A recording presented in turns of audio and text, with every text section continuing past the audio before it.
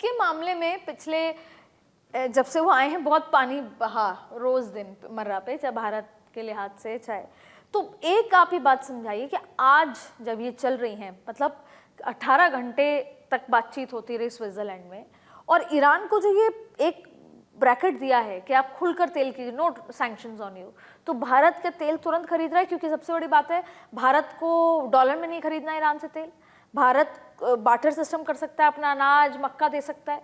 तो क्या रुख है भारत का सर ईरान के साथ, जो अभी उनको नो सैंक्शन पीरियड है, जब वो खुलकर तेल बेच सकते हैं? देखिए, हमारे लिए वो स्थिति बहुत सुखद थी जब हम किस मोड में तेल लेंगे हम लोग बायलैटरल तय करते थे, लेकिन इस दौरान जो कूटनीति बदली है उसमें ईरान का हमारे प्रति क्या रुख रहेगा, हालांकि उनको बेचना है और हम बड़े खरीदार हैं तो एक तालमेल तो होगा, लेकिन फिर भी जो हमने युद्ध में अपना एक पक्ष जो है कम से कम ईरान से दूरी वाला पक्ष अपनाया और इजराइल के साथ खड़े रहे, अमेरिका के साथ खड़े रहे, तो उसका एक असर तो दिख सकता है। ये दिख सकता है, किस हद तक दिखेगा, कितना हम बैलेंस करेंगे, ये देखने वाली बात होगी।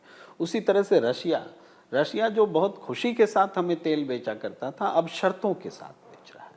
अब वो रुपए में विनिमय नहीं कर रहा है, वो डॉलर में भी करने को बीच में तैयार नहीं था, उसको तो रूबल में या किसी और मुद्रा में चाहिए था। तो ये टर्म्स कंडीशंस जो बदले हैं वो हमारे प्रतिकूल हैं, और हमारी कूटनीतिक जो नीति में बदलाव आया है, शिफ्ट हुआ है, उसके परिणाम लगते हैं। प्रेम कुमार जी, एक बार ये समझने की कोशिश करें, क्योंकि बहुत डीपली जब हम पढ़ते हैं और समझते हैं तो शर्त है आप इत्तेफाक रखेंगे कि अमेरिका का एक नेचुरल पार्टनर है, बिजनेस पार्टनर है अमेरिका। तो हम अमेरिका से अगर पूरी तरीके से विरोध करते हैं तो ये हमारे 140 करोड़ लोगों का नुकसान तो नहीं है, और यही वजह है कि हम दब रहे हैं क्या? देखिए, अमेरिका व्यापार के मामले में, कारोबार के मामले में, हमारा कारोबार दोनों द्विपक्षीय बढ़ा जरूर है, लेकिन सबसे ज़्यादा तो कभी नहीं रहा, आज भी नहीं है। अमेरिका हमसे 500 अरब डॉलर की व्यापार को अपने पक्ष में सुनिश्चित करने के लिए कह रहा है, मगर हम चाइना पर ज़्यादा डिपेंडेंट हैं, हमारा मार्केट एशियाई बाजार ज़्यादा रहा है, ये सब है। अमेरिका पर हम इन मोदी एरा में ज़्यादा हम कारोबार की ओर बढ़े हैं, हमारा क्वांटिटी भी बढ़ा है, कोशिश भी हुई है, इसको स्ट्रैटेजिक पार्टनरशिप में भी पॉजिटिव नेगेटिव दोनों हैं इसके। हम अमेरिका के साथ खड़े हुए हैं और हर मोर्चे पर खड़े हुए, क्वाड का मेंबर हो गए, ये सारी चीज़ें हैं, तो वो व्यापार में भी कन्वर्ट हुआ है। लेकिन ये ट्रंप एरा जो बीच में आ गया, उसमें जो वो बात आ जाती है कि हम बहुत अच्छे फ्रेंड हैं हमारे नरेंद्र मोदी जी, ग्रेट मैन हैं, तो ग्रेट मैन किसके पॉइंट ऑफ व्यू से है? मेक अमेरिका ग्रेट अगेन के लिए ग्रेट हैं, या मेक इंडिया ग्रेट अगेन के लिए ग्रेट हैं? ये दो क्वेश्चन हो जाते हैं, नजरिए का सवाल आ जाता है। तो हमारे यहाँ लोग सोचते हैं कि वो अपने पॉइंट ऑफ व्यू से ग्रेट बता रहा है नरेंद्र मोदी जी को, हमारे पॉइंट ऑफ व्यू से तो हम पर टैरिफ थोपे जा रहे हैं। ये एक डिफरेंस साफ दिखता है। Trump is whimsical, we cannot say what will happen today and what will happen tomorrow। Sir, ये जो पूरा बातचीत चल रही है उसमें एक तरफ तो आता है कि हम वेस्ट एशिया की बदलती तस्वीर को देखना चाहते हैं। ट्रंप ने कहा, ये वही ट्रंप हैं जिन्होंने कुछ समय पहले कहा था कि मैं पूरी सिविलाइजेशन खत्म कर दूंगा। ये वही ट्रंप है जिन्होंने कुछ घंटे पहले कहा था कि हम बागची को वापस नहीं भेजेंगे। लेकिन इंडो पैसिफिक से इंडो वर्ड हटाना हमारे लिए एक इमोशनल सवाल है। एब्सोल्युटली है। तो सर, मतलब कहाँ तक जाएगी जो टॉक्स हैं 18 घंटे की, और ultimately Iran is on a winning side, but ये कहाँ तक जाएगी? एक तरफ उन कह रहे हैं कि हम तो उनको जाने नहीं देंगे, मार देंगे, अब्बास अराक्ची की बात करें, दूसरी तरफ वो कह रहे हैं कि अब हम वेस्ट एशिया की बदलती तस्वीर देखेंगे। Where are we heading? Because West Asia के इस मसले में India is very very much aligned, in a way affected. बिल्कुल, पहली बात तो ये कि भारत के हित सीधे जुड़े हुए हैं कि कितनी स्थिरता पूरे इस पश्चिम एशिया के क्षेत्र में बन पाती है या नहीं बन पाती है। आपने जैसे खुद कहा कि इस युद्ध में ज़्यादातर विशेषज्ञों को लग रहा है कि ईरान की जीत हुई है, पर कुछ लोग ये भी कह रहे हैं कि यदि अमेरिका को लगा कि उनकी हार हुई है तो शायद वो कोई और रास्ता ढूंढेंगे कि क्यूबा पर हमला कर दें, कहीं ना कहीं उनको जीत। आप देखें, ट्रंप जब से सत्ता में आए हैं पिछली जनवरी से, उनको लगातार तलाश है कि उनका नाम इतिहास में कैसे दर्ज किया जाएगा, और एक के बाद एक कोशिश है कि मुझे शांति पुरस्कार मिल जाए या कुछ और किसी वजह से मेरा नाम बड़ा हो जाए। तो यदि उनको लगा कि इसमें भी खुलकर सर्वसम्मति से लोग कह रहे हैं कि अमेरिका हार गया है, तो उनके लिए थोड़ा सा मुश्किल होगा इस बात को समझना या संभालना। हालांकि आप इतिहास में देखें तो अमेरिका ने कोई भी पिछली पूरी शताब्दी में एक भी युद्ध जीता नहीं है, पर हर देश अपने घर जाकर कहता है कि हम युद्ध जीत कर आए हैं। पाकिस्तान ने भी ऑपरेशन सिंदूर में सब जगह।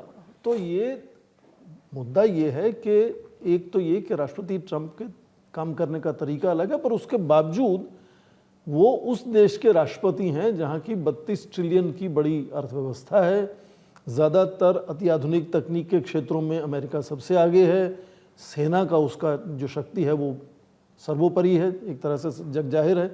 तो उस देश का वो नेतृत्व करते हैं, इसलिए लोग उनसे सीधा टकराव नहीं लेना चाहते। जो हम बात करते हैं प्रधानमंत्री मोदी की संयम की या सीमित व्यवहार की, इस बार उन्होंने वो जो बियर हग नहीं हुआ, 20 सेकंड का हैंडशेक हुआ, हालांकि राष्ट्रपति ट्रंप ने उनका कंधा थपथपाया, वो फिजिकल टच प्रधानमंत्री ने वापस नहीं किया। तो ये एक सीमाएं अपनी रखने का तरीका है ताकि भारत के प्रधानमंत्री पर वो वैसा कुछ कटाक्ष ना करें जिस तरह से वो मैक्रोन के या ऊपर करते हैं या ट्रूडो के ऊपर कर देते हैं, या आप देखें ज़ेलेंस्की के साथ जिस तरह से बात की उन्होंने। तो वो उस स्थिति से बचने के लिए भी, और हालत यहाँ तक न बिगड़ जाए कि तालमेल ना हो पाए। आज भी भारत और अमेरिका का दर्जनों क्षेत्रों में लगातार साझेदारी आगे बढ़ रही है। हाँ, व्यापार का मुद्दा फंसा हुआ है, उसमें भी जैसे इन्होंने कहा कि पिछले साल हमारे जो निर्यात में 0.8% वृद्धि हुई है, ये सब टैरिफ के चलते हुए भी, पर ये बहुत कम वृद्धि है, इससे ज़्यादा वृद्धि होनी चाहिए। भारत बड़ी तेज़ी से बढ़ती हुई अर्थव्यवस्था है, तो निर्यात बढ़ना चाहिए। तो सभी देश आज मिलकर ये ढूंढ रहे हैं कि किस तरह से अमेरिका के नेतृत्व पर अपनी निर्भरता जो है, चाहे सुरक्षा का, जो विकास का, वो उसको कम किया जाए। भारत भी वो कर रहा है। सर, जैसे मैं उपाध्याय जी, अपना रुपया गिरने की बात लगातार आ रही है, मार्केट अफेक्टेड है, अब मार्केट उम्मीद की जा रही है नॉर्मल रहे, फिंगर्स क्रॉस्ड है कि जो टॉक्स हैं ये सस्टेन कर जाएं।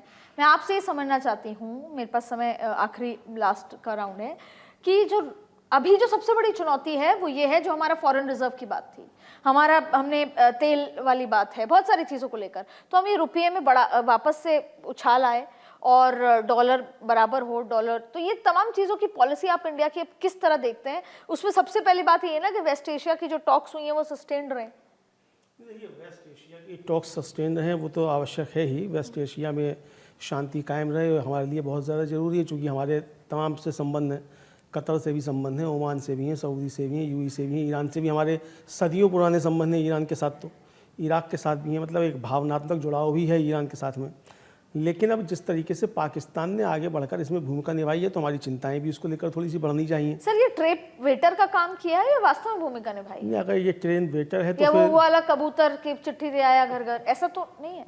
नहीं, अब हम यहाँ के बैठ के हम ये कह सकते हैं, और हमें खुश भी होना चाहिए कि हम कहें कि वो वेटर है, लेकिन अभी तक देखा जा रहा है कि डीलिंग तो वही करा रहा है। इसको मतलब कठिन है इसको बोलना और स्वीकार करना। इस्लामाबाद अकॉर्ड स्विट्जरलैंड में क्यों हुआ फिर?